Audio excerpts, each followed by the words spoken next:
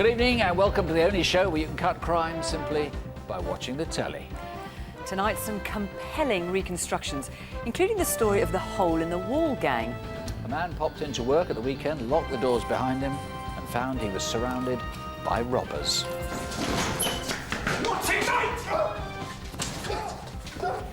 And a cold case series of sex attacks, which stopped suddenly 6 years ago. Be quiet. Stop screaming or I'll hit you. Get down there. Lie down. Get down there. Now there's new evidence. Maybe you can help us solve it. First, though, try thinking the unthinkable. This is really an appeal to everyone in Tamworth in Staffordshire, where 12 days ago the dance student Heather Tell set off from her home to meet a friend in the local park and never turned up. The following day, her body was found in undergrowth about 4 minutes' walk away from the intended meeting place. Police describe 17-year-old Heather as a striking-looking girl, tall, slim and blonde. Despite the huge television and newspaper coverage, Peter Hall still needs all the help that he can get on this. But you've got some new information. Tell us about that. Yes, a man was seen climbing out of the culvert which leads away from where Heather was found. There seems no reason why anyone should have been in that area except to get away from that place unseen. And how good is the description of him? We've got a good description. I think it's particularly significant. He's described as a white man, 20 to 30s. He'd got dark hair. Witness says it was either gelled or wet. And it's got a very distinctive straight fringe which goes straight across the forehead. He was wearing a white T-shirt and blue joggers or tracksuit bottoms with white stripes. Now, the age again, 20s, 30s? 20s to 30s, yes. And height? We can't tell the height. The man was actually standing on the slope coming up from the culvert, and the woman was looking down at him, and it's very difficult to estimate height. Now, you think that this is likely to be a local man, and actually, if he knew where this culvert was, it suggests very, very strong local knowledge. That means that somebody's brother, somebody's son, somebody's friend in Tamworth is this guy and is likely to be the killer. That's right, probably local. Whilst it is almost impossible for people to think the worst of people that are close to them, I want people to think very hard about a son, a brother, a father, a friend. Where were they that Friday night?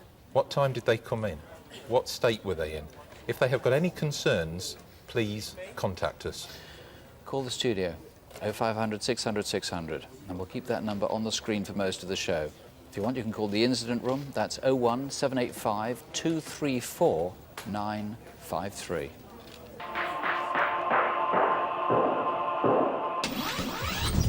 In July, we reconstructed a botched robbery on a company in Skelmersdale in Lancashire. The thieves got nothing, but Ray Hanna, the owner, had a heart attack and died.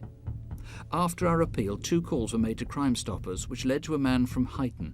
He's been charged with murder, and 2 other men are under investigation. In April last year, we reconstructed the rape of a woman in Southampton and the abduction and rape of another. We had hundreds of calls, but in the end, DNA profiling confirmed that Stephen Raymond Kimber was the culprit. He's been sentenced to life for 3 rapes and 1 false imprisonment. And a man some people thought resembled Sean Connery, but 3 Crimewatch viewers recognised William Stewart Ford as the villain who'd been holding up building societies in Gwent, West Mercia and Yorkshire. As a direct result of their calls, he's been sentenced to life imprisonment for armed robbery.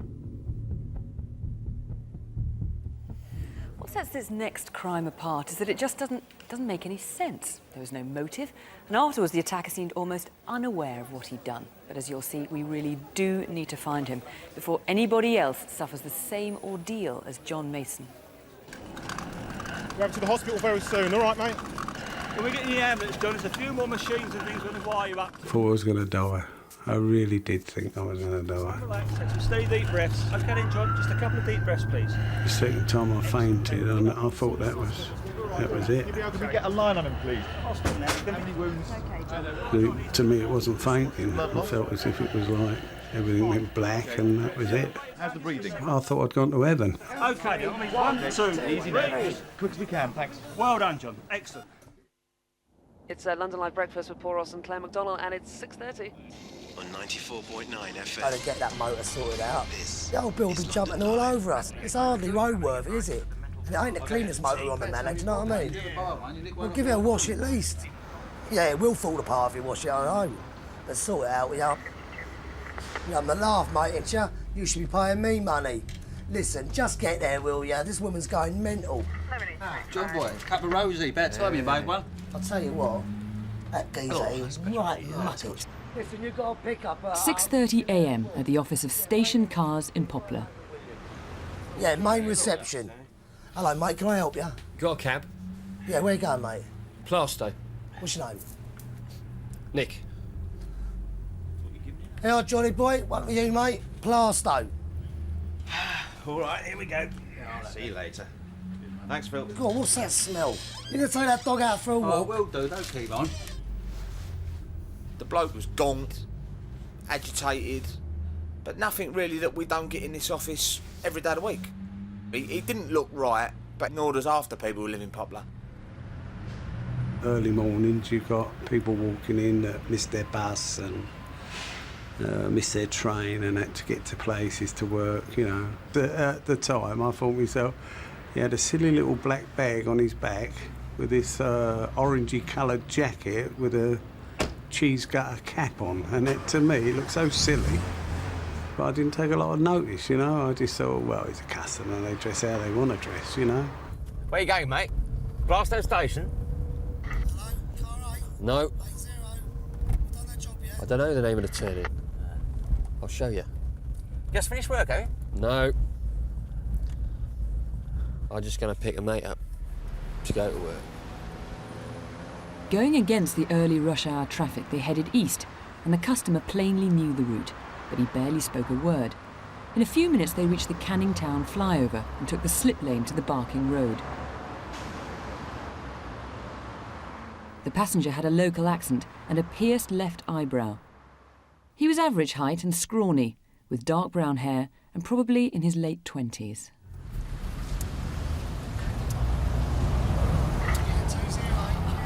Just pull over here, mate. It's okay. My red car. Right here. Okay, cheers. It was just before 6:45 a.m. when they pulled into Hague Road West. I turned to the man and was going to say how much it was. And he started stabbing me with a knife. He just went mad. What are you doing? A few yards away, lorry driver Paul Henry was late for work. I heard a scream.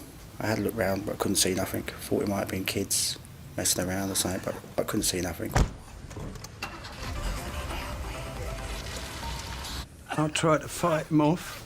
I had the seatbelt on, so I didn't have a lot of chance. And I put my arms across like that to try and stop him. He cut all my arms.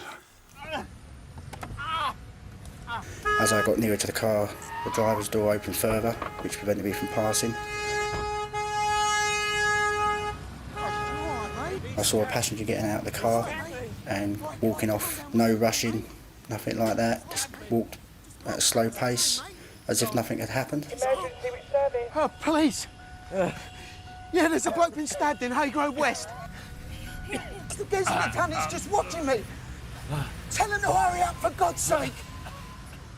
The attacker casually wandered off, leaving behind his hat and the knife. I was in so much pain. And I thought that was me lot. I really did. I mean... Tell my wife I love her, tell my wife. No, it's all right, John, you can tell her yourself, mate. His breathing started to deteriorate quite rapidly. His eyes started rolling around. She got scared he was going to die in my arms.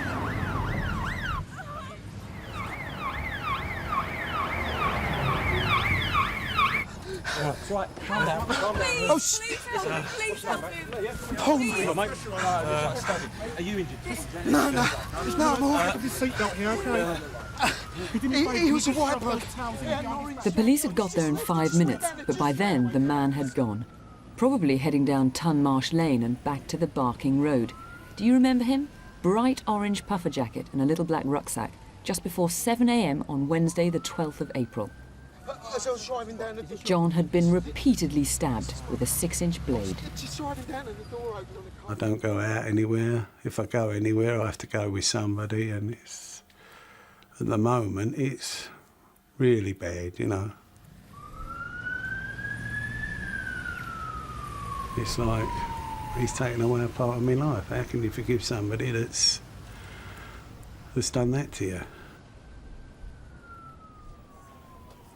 Damien, this was an appalling attack. What was wrong with that guy? Was he on drugs? What? Well, he was either on drugs or he was mentally unbalanced, or a combination of both. Certainly during the journey, he was very agitated, and then after the frenzied attack on John, he calmly walked away, casually looking behind him. It was a very cold, calculated attack, and totally without provocation or motive. He didn't seem to have any motive at all, and afterwards he seems as if he hadn't got a care in the world. As you say, he hung around for a bit, but then he just seemed to melt into the crowd. That's true, but we have got a good description of the man. There is an e-fit. He is a distinctive person. He was wearing or sporting a distinctive metal stud or ring in his left eyebrow.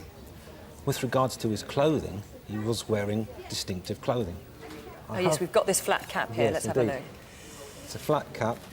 It's quite unusual. He was also wearing an orange puffer-type jacket, and he was carrying a small black rucksack. Someone from the e-fit and from the description of the clothing must be able to identify this man. Okay, so briefly then, what about other witnesses? Where might they have seen this man? Well, at 6:30 a.m, the suspect was in Poplar station cars. We'd like to know, where was he before that? Was he clubbing, drinking, going to or from work? Someone must have seen him. Similarly, at 6:45 a.m, he was in Plaistow and Hague Road West, and he walked up Hague Road West and turned right into Tunmarsh Lane, and he was walking towards the Barking Road, which is a very short distance away. His clothing would have been blood-stained. He was still carrying the black rucksack, and someone must have seen him, and I would appeal for anybody who did see him to come forward. OK, let's see what we can do. The minicab driver you saw in the film there, John Mason, he's very distressed by what happened. He's frightened to leave the house.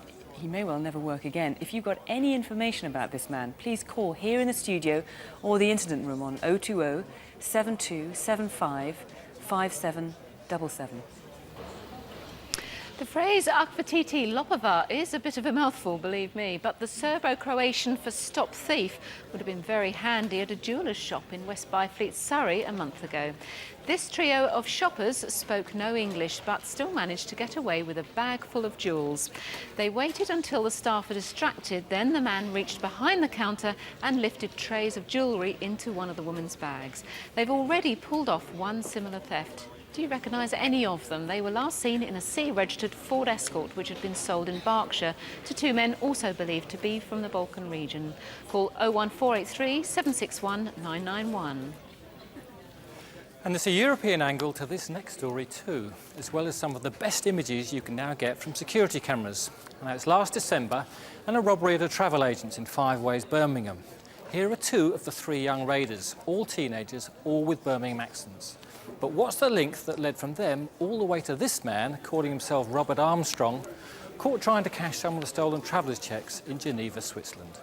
0121 626 5953.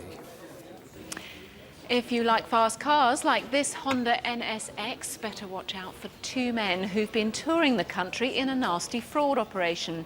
They answer small ads for privately owned high-performance cars. They give a false address and then pay with fraudulent banker's drafts. The owner of a car of this model and colour became one of the victims himself when the pair turned up at his home in Hemel Hempstead in August. On this occasion, they arrived in a black BMW M3 convertible. They didn't seem to notice the seller had a security camera on the side of his house, which captured the deal being struck. Now, they've used this scam 13 times since May. Give us their names before they have a chance to make it 14. Call 01442 271 066. Remember the free call number here in the studio for any of our cases tonight, 0500 600 600, or on these or any other cases, you can call Crime Stoppers day or night. That's a free phone number, 0800 555 111. Why would anyone want to murder 42-year-old Oliver Lynch? He was slightly eccentric, perhaps, but a very quiet and gentle man. 2 years ago, on the 29th of July, he was attacked for apparently no reason as he walked to the shops from his home on the Denmark Hill estate in south-east London. He was passing Perth Court when a group of white youths pulled him to the ground and kicked him repeatedly. Oliver later died in hospital. And you're Oliver's sister. This must have been a terrible shock for you and your family. My family are totally devastated by my brother's death. My parents are elderly and my mother is ill from Oliver was murdered. And I know you said to me earlier on that your mother, she talks about Oliver every day. She talks about Oliver every day, yes, she does. Now tell us a bit about what Oliver was like. Oliver was a very quiet, honest person and he liked to help out people. And he could make people laugh. And in fact, you say you like to help out people. On the day you went to the shops, we think he may actually have been going to get something for somebody else. Yes, I was told that he was going out to get somebody's tea. A young man that was there with him on that evening. So we have here a man who was going out to help other people, and yet he was murdered in this way. Yes. Now, what do we know about these attackers? Well, what I can say about the original investigation, that 5 young men were actually charged with the murder of Oliver. Unfortunately, due to a lack of identification evidence, that prosecution was ultimately unsuccessful. However, we're satisfied that there are other people involved in the attack. They're the people we want to identify now.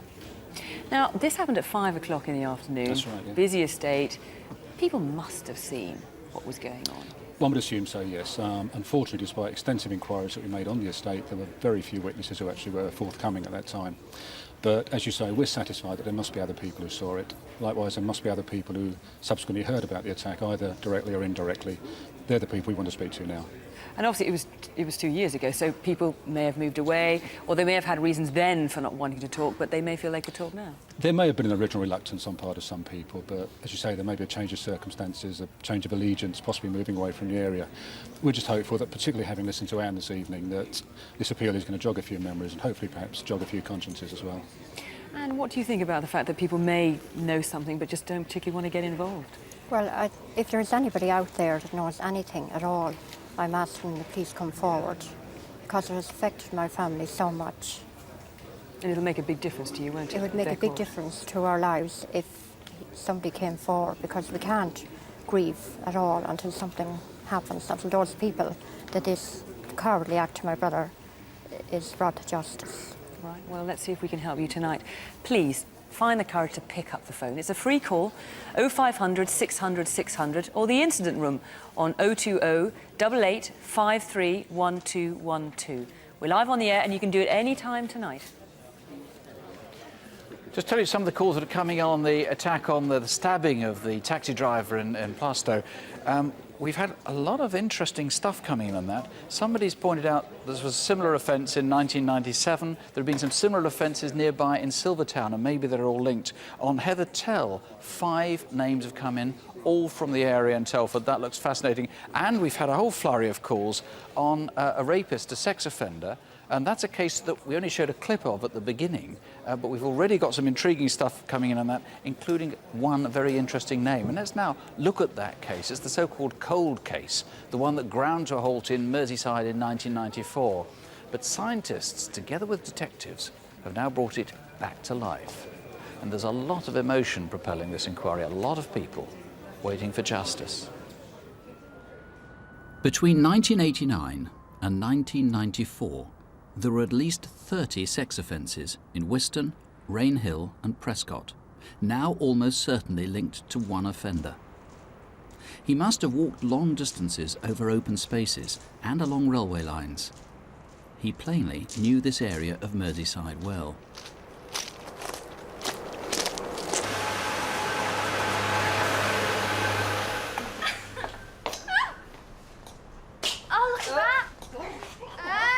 He was indecently exposing himself, and he did it twice more nearby in the next hour. He had a routine pattern of behaviour that built from flashing to a serious attack, and it culminated that night in a trauma so awful that the 14-year-old victim, now aged 23, is still too upset to speak about it. So a police officer describes what happened. The girls had spent most of the afternoon together. They decided it was time to make their way home. And the 3 of them turned into Chatsworth Road, and they'd not walked very far into the road when they heard a man's voice shouting. Oi! He was exposing himself. Come here. Dirty bugger. The girls were frightened, they turned away. Later on, the girls split up. Okay, take care. See ya. Bye. She had about just over a mile to go to complete her journey home. She heard a noise behind her. Her concern would be this man from the incident earlier, who she'd now seen twice. As she walked past the nurse's home, she was suddenly grabbed. Be quiet! Stop screaming or I'll hit you. Get down there. Lie down. Get down there. The 14-year-old tried to resist, but he punched her, then raped her violently. Lie back down. Stop moving or I'll kill you. She was a very bright, intelligent, happy-go-lucky girl. She had lots of friends. As a result of the incident, she withdrew from friends and she lost all her self-confidence and her self-esteem. She does live in fear of this person to this day. It's devastating not only her life but that of her family. 8 months later, now August 1991, but only 200 yards from the scene of the January rape.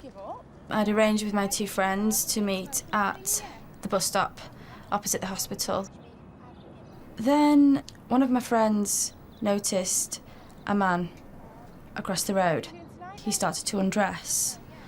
Strangely, put his t-shirt over his head. Oh, actually, I'm going to my auntie's tonight. Can I get in there? Hey, have you seen that fella over there getting undressed? There were a lot of people about. So although we were anxious, I think we sort of knew really that we weren't in any great danger. He then got dressed and started to cross the road and approach us, which we were rather uncomfortable with. Then he started talking to us. Got a light? Don't smoke. My friend gave him a light, and I do remember the cigar being rather distinctive, slim cigar on the lines of a Hamlet. Where are you going? Nowhere. What time's the bus? What bus do you want to get? Don't know. What side of the road do you want to get the bus from? Don't know. The biggest thing about him, he's got sort of very staring eyes. When he spoke, he really sort of focused on you. Very large, steely eyes.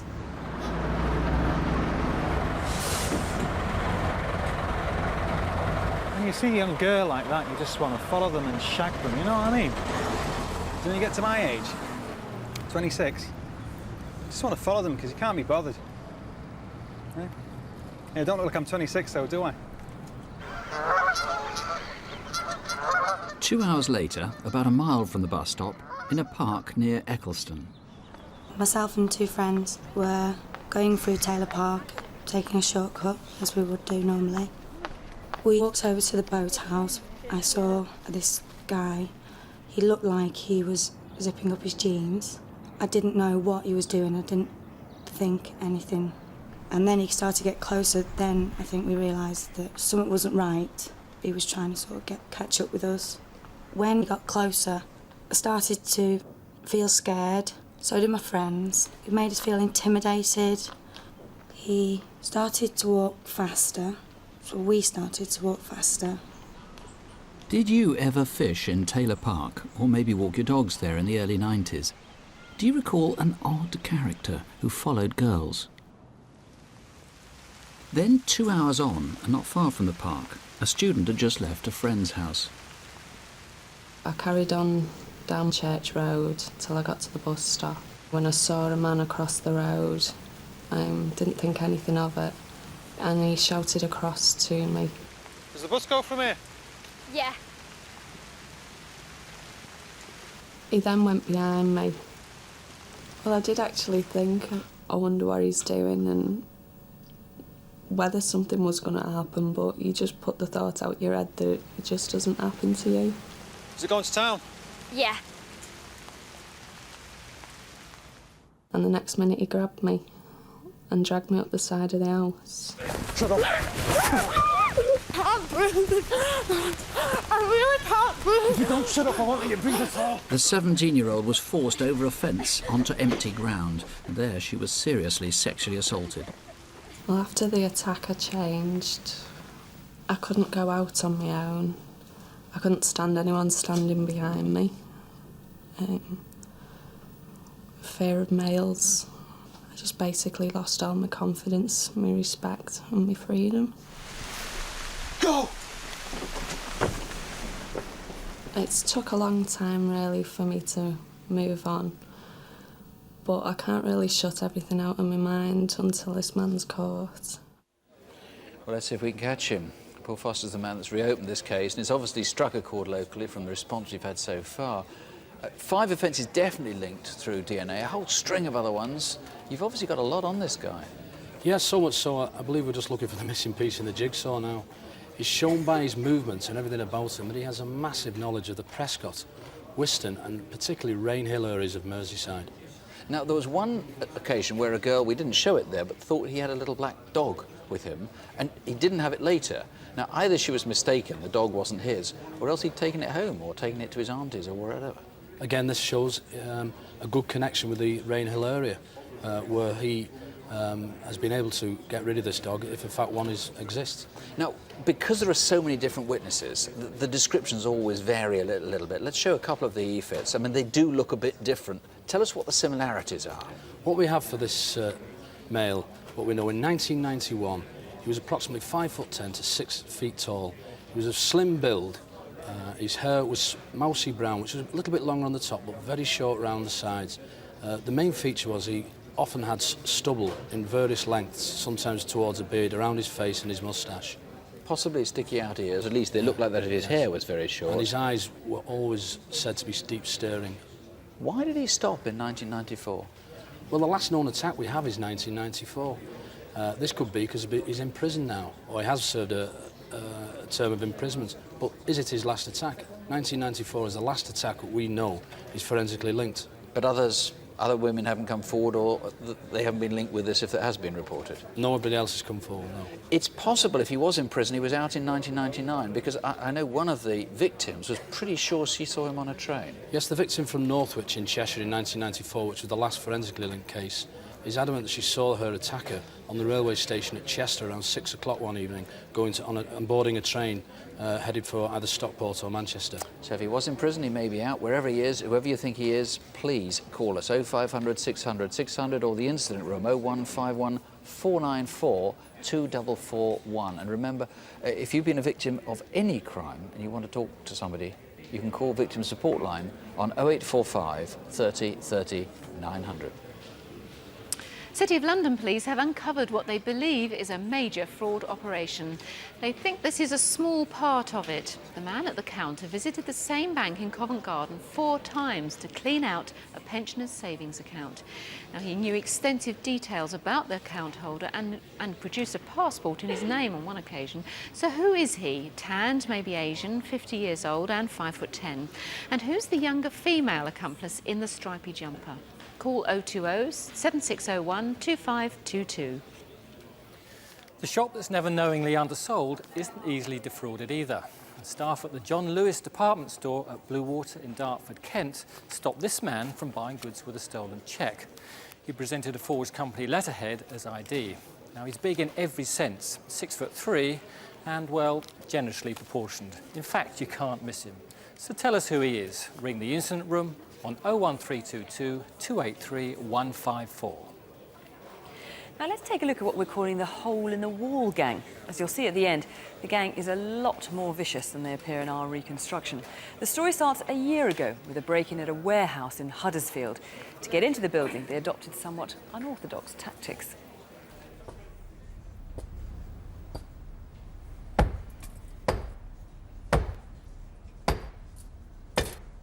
It's a family business. We sell televisions, videos, most electrical household things.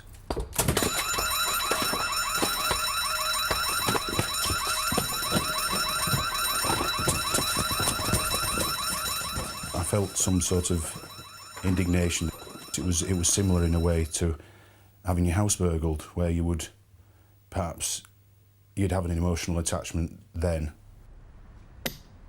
Almost a year later, when they'd got over the break-in, the same thing happened again. Maybe a different gang, but they entered at exactly the same place.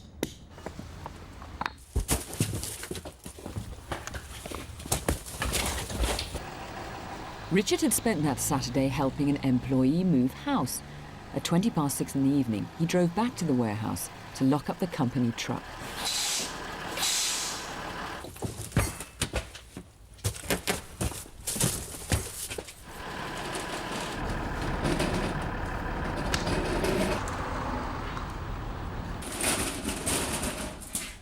I heard a noise, thought it was perhaps something on the roof.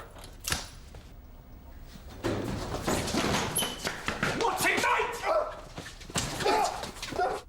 That single moment, it was probably the most terrifying of my life, knowing that I'd locked myself in, secured the lock, and I had nowhere to run away to. Get up! Get up! Right! Behave yourself, all right? Behave! Get him in the van, get in! I didn't know if I was going to be locked in there and left all weekend, or whether I was going to be driven away while in the van. So I basically just made as much noise as possible.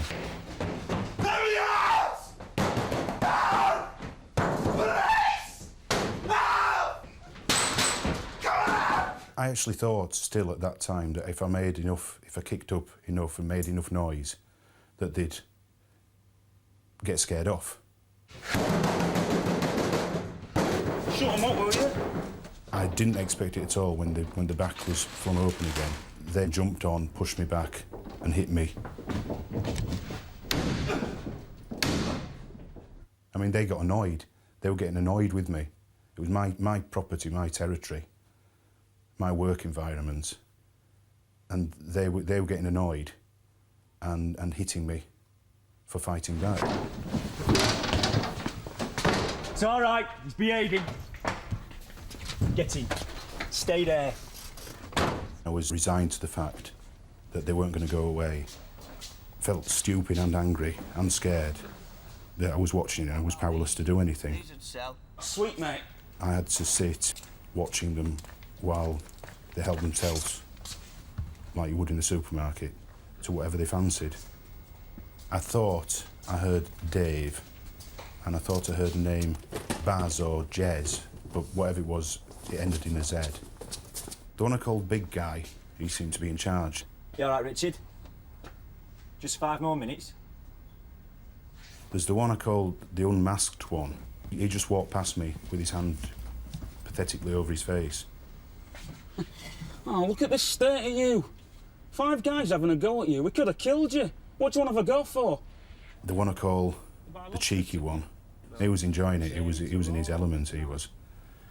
You were already in here when I came in, weren't you? No, we followed you in. You from Manchester? Now, you're asking too many questions. Do you want another slap? No. Good. One was just a weedy little one, but equally he's the one who punched me. And the 5th one is the most obscure because I couldn't really say anything concrete.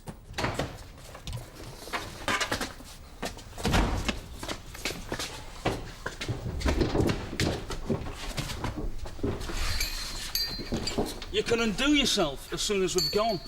You'll find a big hole in the back. That's where we came in.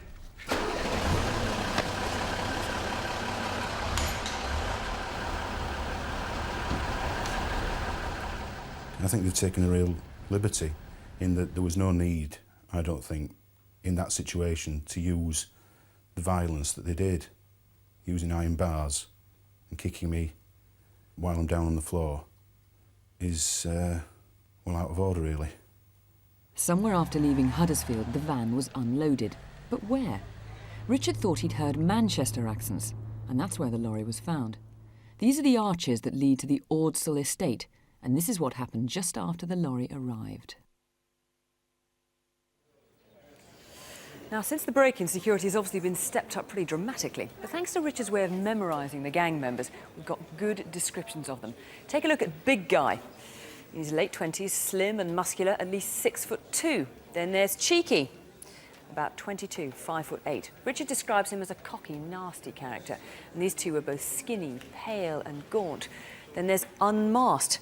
He's in his mid-20s, about 5'7", stocky, tanned at the time. You might have seen them when they set the van alight if you were on the train passing through Ordsall at 9 o'clock in the evening on Saturday, the 5th of August. Or have you recently been offered anything with labels like these on the boxes? There's a reward, so call here in the studio on 0500 600 600 or the incident room on 01484 43 6680. Simon Simpson was a fairly unassuming man. He kept himself to himself. His family, though, hit the headlines in 1977 because Ina, his mum, who's now 79, had adopted no fewer than 9 children, including Simon. And she won praise from no less a dignitary than the local MP, a certain Margaret Thatcher. The Simpsons, in fact, were one big happy family until the night of Thursday, May the 4th. That was the night Ken Livingstone was elected London's mayor, but that night Simon was attacked and beaten so savagely that 2 weeks later he died. Simon was the manager of Fairline, a grocery shop in Green Lanes in Haringey, North London. Now, it may not be relevant, but 2 weeks before the attack, he'd been threatened by one of 4 Irish traveller women after he'd caught them shoplifting. She shouted at him, "I'll get my brothers and we'll come back and get you."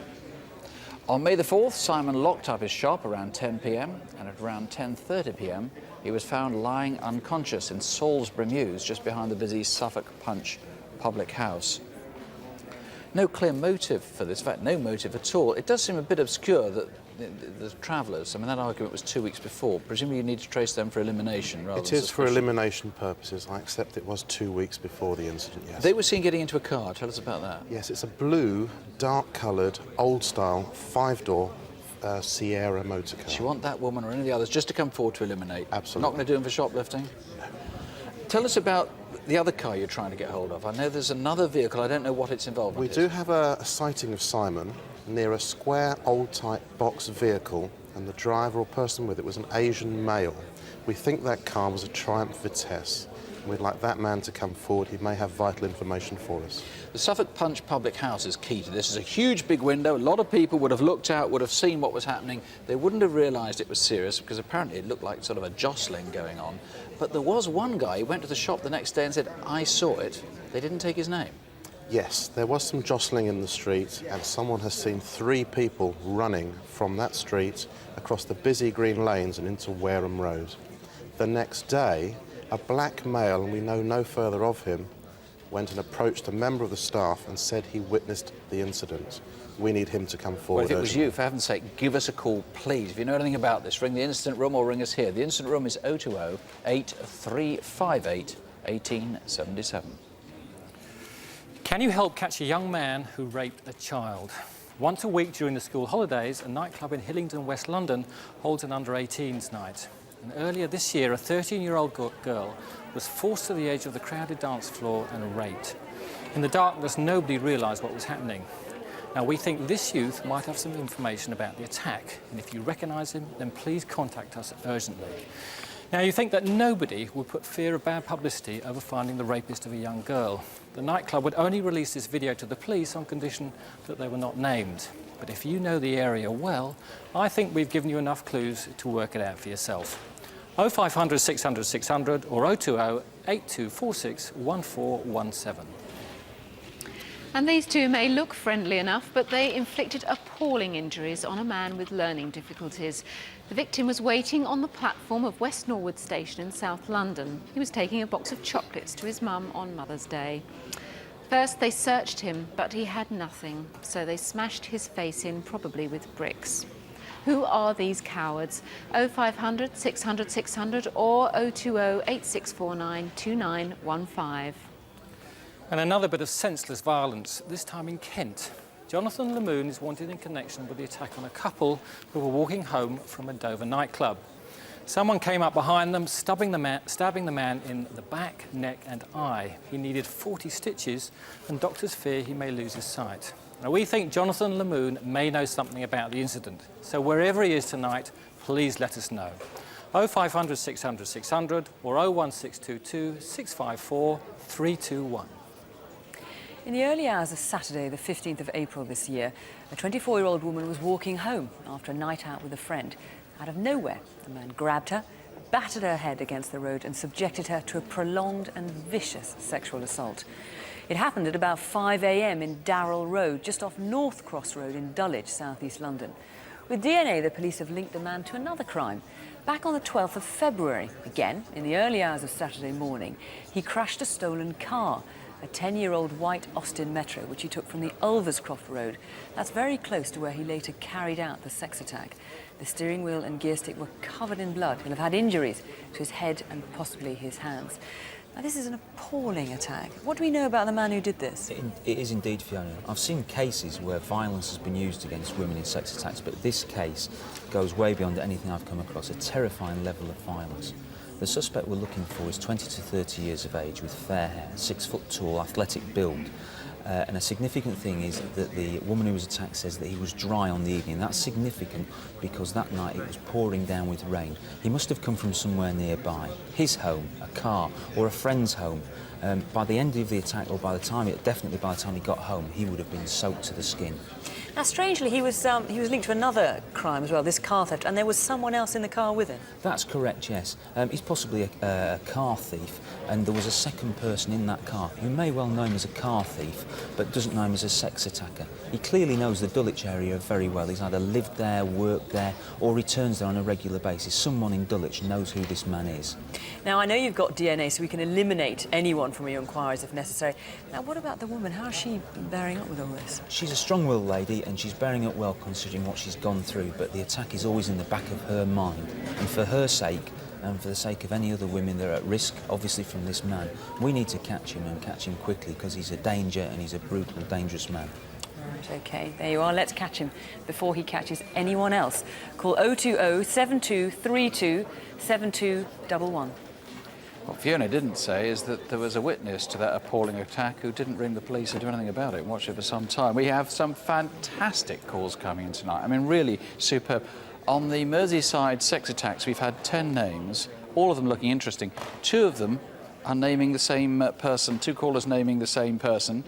We've got one woman who has been raped, she thinks by the same man. She hasn't so far reported it. One woman's rung in saying she felt sick after watching it. She thinks it's somebody that she's worked with. There's a lot of stuff coming in, particularly on Plasto and some of the other crimes as well, and some of the other appeals I think we're going to solve tonight. Please stay with us and see how many of these appeals are solved. Our free call lines here, they're open until midnight. Other numbers are on CFAX on page 621. You can email us at crimewatchuk@bbc.co.uk. And remember, if you've been a victim of any crime and you'd like to talk to someone, you can call Victim Support Line on 0845 30 3900. There'll be volunteers waiting for your call until 2 in the morning. Join us for Crimewatch Update at 11:30. Promise we'll have news for you. If you can't wait up, well, we'll have more news next month, Wednesday, October the 11th. There are millions of people watching now, and they're all willing to help. There's a lot more good than bad, so don't have nightmares. Do sleep well. Good night. Good night.